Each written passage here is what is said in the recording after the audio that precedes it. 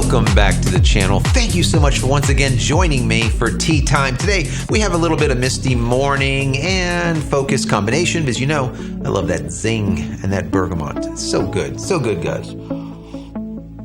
I hope you're joining me with your cup of tea or maybe a cup of coffee, or as I always say, maybe something a bit harder, depends on what part of the planet you're on. Today, as we always do, we talk tech, we talk photo, video. Today is going to be a photo day. We're going to be talking about the Sony, the brand new Sony ZV-E10. Now, if you don't know it, over here we're filming with the Canon 80D, and our main cam is a Sony ZV-1. That is the predecessor to this brand new camera that will be coming out soon. So we have some specs on the Sony ZV-E10 and they look pretty interesting. And the question I'm asking is this camera right for you? Is this the perfect YouTuber camera, the perfect vlogging camera? All right, I absolutely love this Sony ZV-1. What are we thinking about this brand new one that's coming out? So I'm going to go through the specs. I have them all written down, what we have so far, out of the rumor mills, so to speak. So like I said, this is going to be coming soon. So I'm going to go through spec to spec and do a versus between what we see here, the Sony ZV-1, and the up-and-coming Sony ZV-E10. Why they name that ZV-E10? I think it's just to screw people up. Why did they just call it like a ZV-2 or a ZV-1A or something? I don't know. Anyways, guys, we're going to get to that in just a second. But before we do, if you have not downloaded my ebook as of yet, go check it out. Go to JCristina.com/ebook. Once again, JCristina.com/ebook. 10 tips at making tack sharp images. There's something there for everyone. It doesn't matter if you're an amateur, a pro-am, or a professional. Everyone's going to glean something from that, and there's just a ton of good information in there, and the price is right. The price is right. Wait for it. It's free, guys. 100% free. Go pick up your free copy over at jcristina.com/ebook. Also, if you have not cleaned your sensors, I don't care if it's a DSLR or a mirrorless camera, if you have not cleaned your sensors lately, you really need to. Don't go and take out all of these little smears and smudges and spots in post-production. It's stupid. Just clean the damn sensor, right? I created the Aurora Camera Care kits. They come in micro four thirds, APS-C, as well as full frame. So there's a kit specific to your camera. So check them out. Once again, it is Aurora Camera Care, and you can find them over on Amazon.com, Amazon Prime, B&H Photo and Video, my website, JCristina.com, or you can go to hundreds of mom and pops worldwide that carry the product. Once again, Aurora Camera Care. So let's look at these two cameras side by side to see what has changed between that Sony ZV-1 that we're shooting on right now and the up-and-coming ZV-E10. So starting out with the sensor, we see that the new camera is going to have a 24 megapixel sensor in comparison to a 20 megapixel sensor. And then one of the major changes is when it comes to lenses. With the Sony ZV-1, you have a built-in lens. Okay, whereas with this new camera, you're not. You'll be able to choose the lens like any SLR out there, whichever lens you want to buy to put on this camera. Now, supposedly it's going to come with a 16-50 f3.5 to 5.6, which is nice. Not bad at all. But remember, that is a kit lens. This internal lens right here goes from f8 to f2.8. Depends on your focal distance. This is going to be f3.5 to f5.6. That's going to be a little bit of a slower lens, and you're going to need more light for it. Now let's move on to 4K. This new camera is going to be able to do XAVC-S, which is the 4K 25p at 100 megabits per second. Now, interestingly, is this camera that we're currently shooting on will do the exact same 4K. So that's kind of nice. Now, when it comes to FHD or your full HD or your 1080p, they say that it's going to be able to shoot 100p. This camera that we're currently shooting on is able to do 120p. So I don't know if that's a typo in these rumored specs or what. It just doesn't make sense where it will max out at 100p, whereas this will be able to do 120. But I guess that's yet to be seen. Something to keep an eye on, because it doesn't make a lot of sense to me. Now, the new camera will have standard and active stabilization, image stabilization. So does the ZV-1.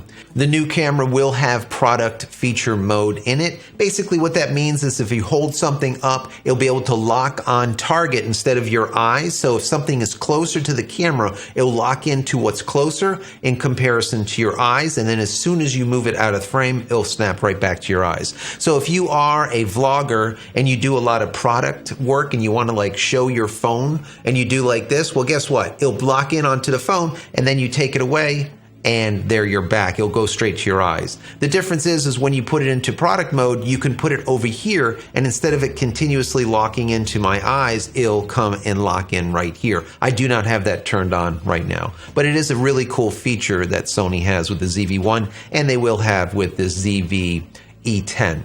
So same once again. Now, a button for bokeh mode, yes, it has the exact same thing on this camera. Now, what it doesn't have is a button to swap between S and Q or photo or video modes, all right? S and Q is your slow motion mode, basically, and then your photo and your video, of course. I don't believe this has that. So that might be something different. Also, USB-C tethering. This will do it also, so you can live stream right out of the camera. This will do the exact same thing. Also, fully articulated back panel. Once again, same. The exact same back panel is going on here. Now, pricing. With the old camera here, we're sitting at about $699 currently, and I'm going to guesstimate it'll probably drop into the 500s or maybe $599, let's say, somewhere around there, once this new ZV-E10 is introduced or comes on the market.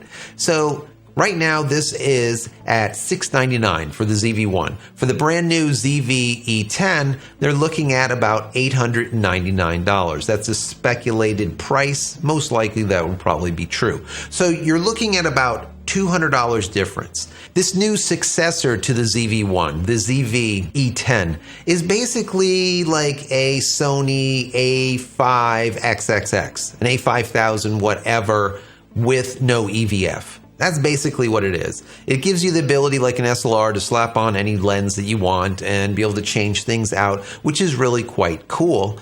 And the price is pretty much right. $899 is not bad for what you're getting. I can tell you from firsthand experience, this camera is awesome. I mean, it really works great. It locks onto my eyes all the time. It doesn't just kind of fade in and out like we see with other camera companies and their cameras do, where you're seeing this pulsation type thing and then all of a sudden it's in the back and it's in the front, doesn't know what the hell it's doing. It will also not only lock on my eye, but it'll lock on the eye that's closest to the camera. So if I'm turned this way, it's locking on. I can see the square right here. If I turn that way, it immediately jumps to this eye. All right. So it's understanding depth, and that's how it works on that product mode, let's say. So when you hold the product up over here, even though my eyes are in frame, it'll snap over to this, to the product. Why? Because it's closer. And as soon as you take it out of frame, it'll snap back to your eyes. Like I said, I don't have that on right now, but I think that is a really cool feature, especially for YouTubers like myself or anyone that does any type of product reviews. Or how many times you see people that hold up a product and they're like covering their eyes and covering their face and doing all kinds of crazy crap so that it will lock in on the product. You don't need to do that with this Sony. So that is really, really quite cool. So once again, coming full circle, who is this right for? And is this a camera that I'm going to be buying? So, like I said, I love this camera. This camera is the bomb. I could buy this camera again and have 2 or 3 of them and have no problem with it at all. And matter of fact, once the price goes down on it, I might actually do that. Maybe have an overhead so I can do some more stuff on my iPad that I want to give you some content regarding that, and maybe some other shots. This Canon 80D or a 90D, all right, was awesome, and it still is awesome. It looks awesome. I think it's great. But the difference is this is just simply better when it comes to locking on, and the product mode just sells it. It sells it all day long. And now that you're going to have the ability to pick your lens, that's really quite good. Really, really good. So in my personal opinion, I think that it is going to be an awesome, awesome camera. I think it's going to be a vlogger's dream camera. It's going to work out fantastic, okay? But for me, I'm not going to buy it. The reason being is I like this internal lens because it does everything that I need it to do. And when I shut it off, it will literally fold into itself into something that's literally 1 inch by like 3 inches. Really super, super small. So if I want to take it somewhere, I could. Not that I'm doing it right now, but I have the ability to do it and I don't have to bring lenses. There's something to be said about being able to get better lenses so that you get like better, let's say your depth of field, better bokeh behind you. But for me, I don't really care as much about that. So to me, it doesn't make sense to go and purchase it.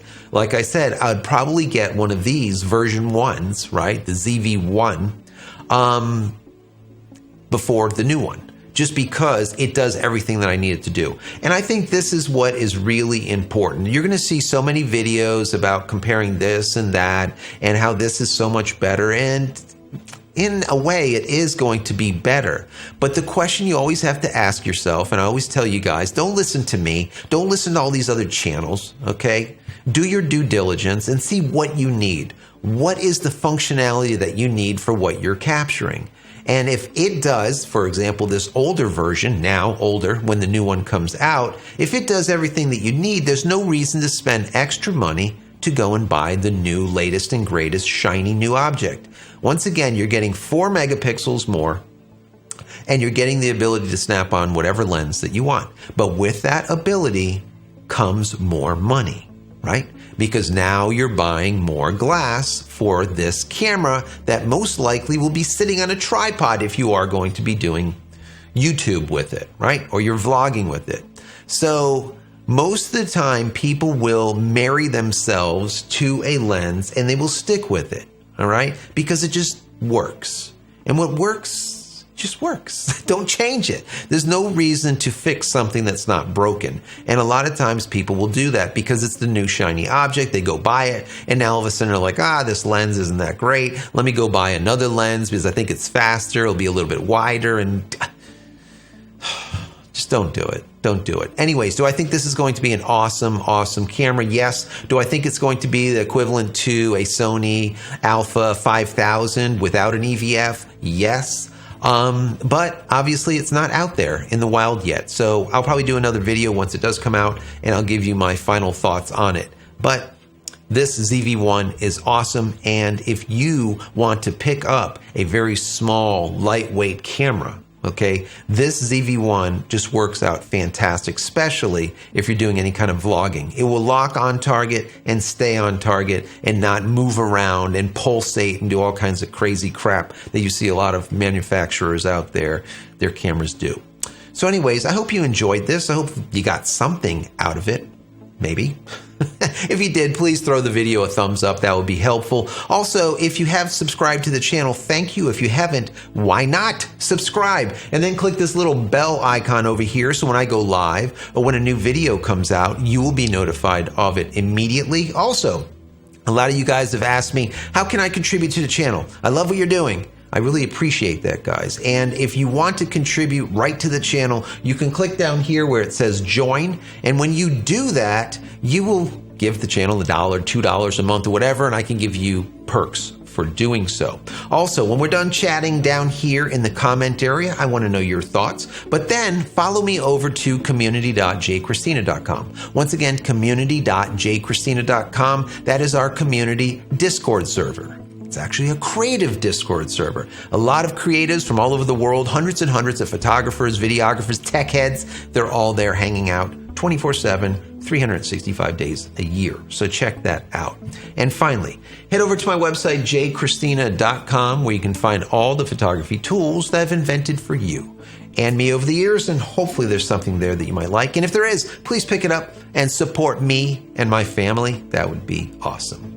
And for getting to the end of this video, 2 things. Number 1, promo code YT20. Use that at jcristina.com and your shopping cart, everything in it, will be discounted 20%. Once again, promo code YT20. Also, a little sneak peek for getting to the end. There's not many of you, but you got there. I appreciate it.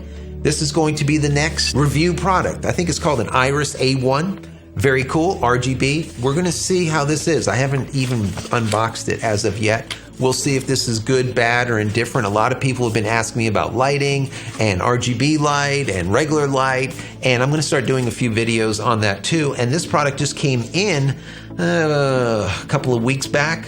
It's actually about a month ago. Just been busy. Anyways, I'm gonna be doing a review on that. So, anyways, guys, many blessings to you and your family. Stay safe and stay healthy. Take care, guys.